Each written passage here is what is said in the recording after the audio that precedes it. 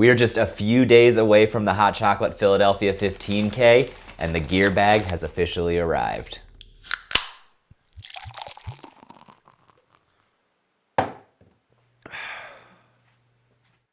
Cheers, y'all. How's it going? Thank you, as always, for tuning into the channel. As I mentioned in the intro, we are just a few short days away from the Hot Chocolate Philadelphia 15K or 5K or 10K, depending on which distance you may be running. My gear bag has officially arrived, so I thought I would go through a few of the goodies inside, as well as just talking through a bit about my overall kind of strategy going into race day. As I've mentioned on previous videos, this is really just kind of a fun run for me, a way to dip my toes back into the road racing realm. I have not run a road race. This will be my first one since November. I did do a turkey trot in November, but apart from that, it might be my first race since my marathon last April, possibly. That doesn't seem possible, but I think it might be. It has been quite a while. I have been on the trail race grind, but it finally paid off after finishing the last 100-miler. Now I am excited to turn my attention back to the wonderful world of road races. So let's go ahead and get into this bag.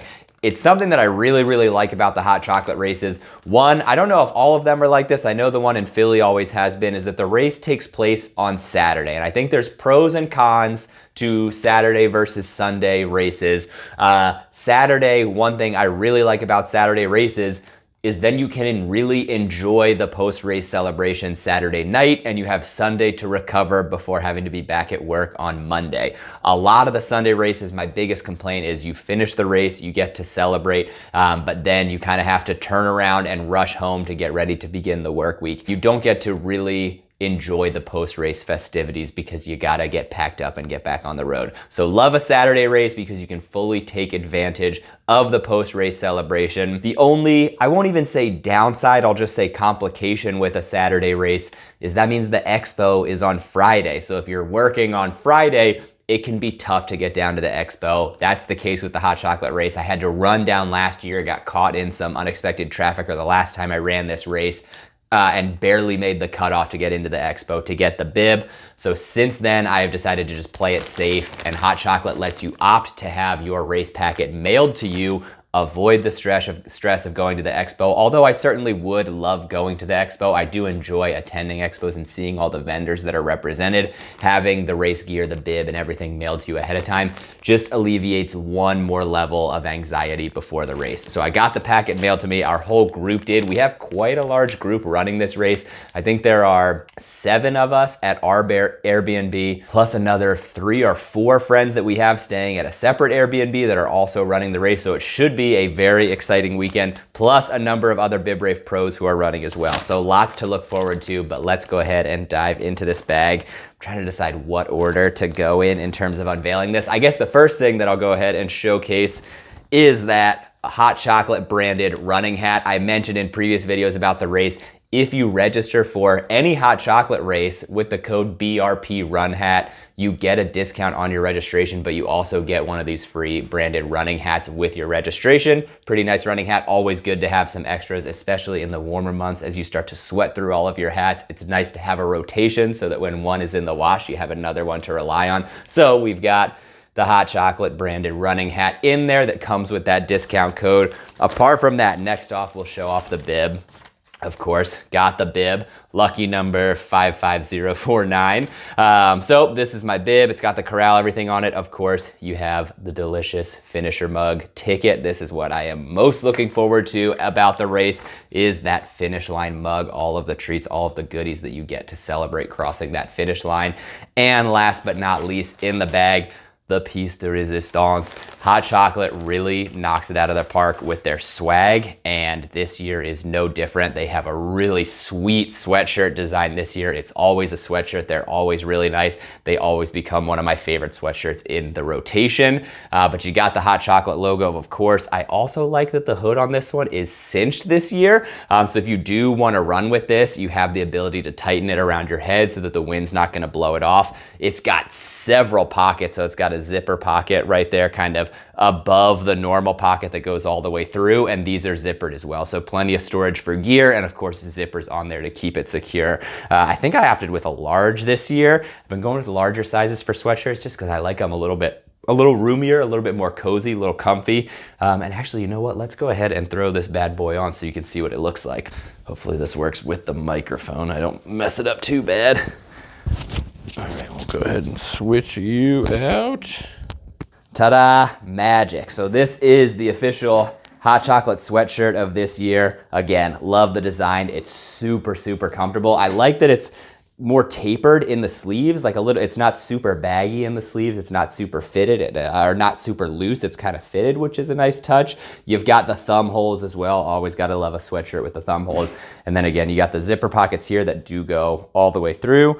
And then you have a secondary tier to the pocket up top for, it's about the size of a smartphone if you want to go ahead and throw, and it's a mesh pocket in there if you want to throw a phone in there, but very excited. See it with the hood up. And there you go. There's your Hot Chocolate running sweatshirt. So very excited to add another one. This is, I think, my 4th sweatshirt because I've done the race a handful of times in person and once or twice virtually. It's so hard to keep track now. I think this is my 4th time. I think yes, I've done it twice virtually and once in person before, so this is my 4th time. We got there, we did the math. 4th time running the Hot Chocolate race. Very excited to be headed back to Philly. Again, if you want to run a Hot Chocolate race, they take place all over the country. You can use that code BRP Run Hat to get a small discount off of registration, plus that free running hat with your registration as well. All of that being said, let's talk weekend plans. So I mentioned we'll be driving down Friday after work. My group and I do have to work on Friday in Manhattan, so we'll all work. We'll probably leave from Manhattan to drive down.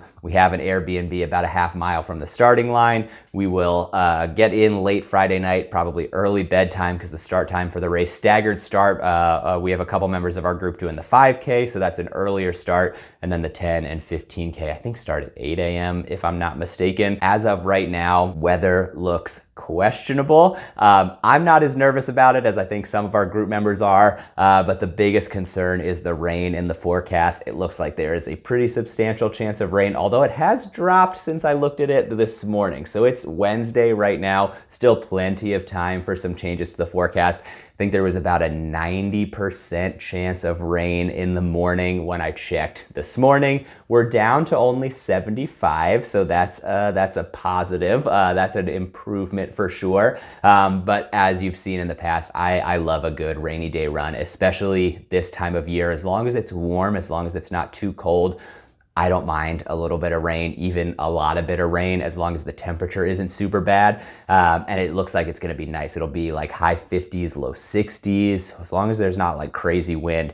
Should be a beautiful temperature, a nice warm spring shower. I'm not gonna be too concerned with it, but again, don't stress about the things that you can control, just prepare for them and be ready to enjoy the race. So there might be rain, there might not. As of right now, it looks like a solid chance of rain, but regardless of the weather, we're gonna enjoy it. In terms of my strategy going into the race, not too crazy. Again, this is meant to be a fun run, not trying to push myself, just starting to build back up the base mileage so that I can get into some harder training blocks in preparation for the Berlin Marathon in the fall. My previous PR, official PR, was at 1:08:03, which is a 7:18 mile. That was the 2019 Hot Chocolate Philly race. I say official PR because I did run a faster time on track the following year. I did the race virtually in 2020.